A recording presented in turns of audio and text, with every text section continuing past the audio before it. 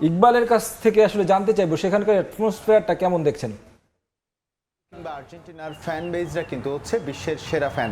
সুতরাং আজকে ব্রাজিল যখন বিশ্বকাপে তাদের দ্বিতীয় ম্যাচে মাঠে নামবে দলকে সাপোর্ট করার জন্য, আমরা যেটা বলে থাকি যে ফ্যানরা সবসময় একটা দলের জন্য 12th ম্যান হিসেবে কাজ করে, সেক্ষেত্রে ব্রাজিলের ফ্যানরাও কিন্তু আজকে একই কাজ করবে।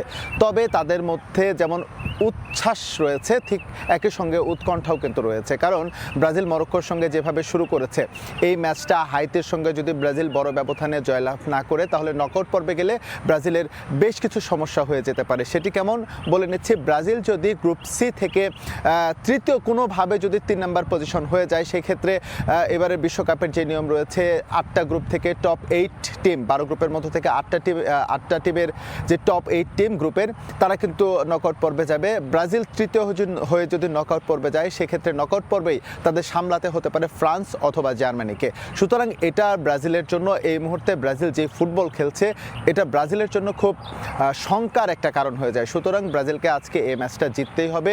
তবে ব্রাজিলকে শুধু জিতলেই চলবে না, ব্রাজিলের অন্য একটা চিন্তার কারণ হয়ে দাঁড়িয়েছে এই গ্রুপের অপর দুই প্রতিপক্ষ মরক্কো এবং স্কটল্যান্ড। তারাও আজ মুখোমুখি হচ্ছে। তারা যদি পয়েন্ট আজ ভাগ করে তাহলে সেটা ব্রাজিলের জন্য অন্যতম একটি শঙ্কার কারণ হতে পারে। যদিও ব্রাজিলের আপাতত এই বিষয়গুলো নিয়ে মাথা ঘামানোর চাইতে নিজেদের পারফরমেন্সে ফোকাস রাখা দরকার।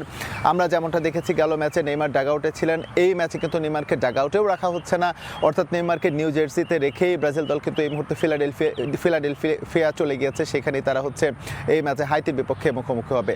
স্কোয়াডে কিছু পরিবর্তনের আভাস দিয়েছে, যেটি গতকালও জানিয়েছিলাম। এখন পর্যন্ত আমাদের কাছে যে তথ্য রয়েছে সেখানে আমরা যেমনটা জানি যে রক্ষণভাগে ইবানেজের আগে শুরু করেছিলেন, সেই ইবানেজের জায়গায় শুরু করছেন হচ্ছে অভিজ্ঞ দানিলো, এবং আক্রমণ ভাগে ম্যাথিউস কুনিয়া শুরু করার একটা সম্ভাবনা রয়েছে, জোরালো সম্ভাবনা রয়েছে, কারণ এর আগে যে ইগর থিয়াগোকে খেলিয়েছিলেন কার্লো আনচেলত্তি, সেই জায়গাটায় তিনি পরিবর্তন বা যে ভুল তিনি করেছিলেন সেই ভুল আর তিনি করতে চান না। মোটা দাগে বলা যেতে পারে ব্রাজিলের জন্য এই ম্যাচটা মাস্ট উইন ম্যাচ হয়ে গিয়ে দাঁড়িয়েছে।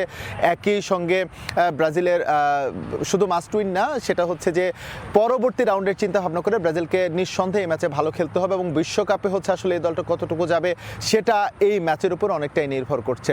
তো মোটা দাগে বলা যেতে পারে তারপরেও ব্রাজিল ভক্তরা প্রত্যাশা রাখছেন নিশ্চয়ই ব্রাজিল তাদের স্বাভাবিক ছন্দ ফিরে পাবে, স্বাভাবিক ছন্দ নিয়ে বিশ্বকাপের এবারের প্রথম জয়টা তুলে নেবে। তো আমার কাছে মার্কিন যুক্তরাষ্ট্র থেকে এই ছিল সবশেষ। শওকত বিএসএম ইকবাল যুক্ত হয়েছিলেন যুক্তরাষ্ট্র থেকে।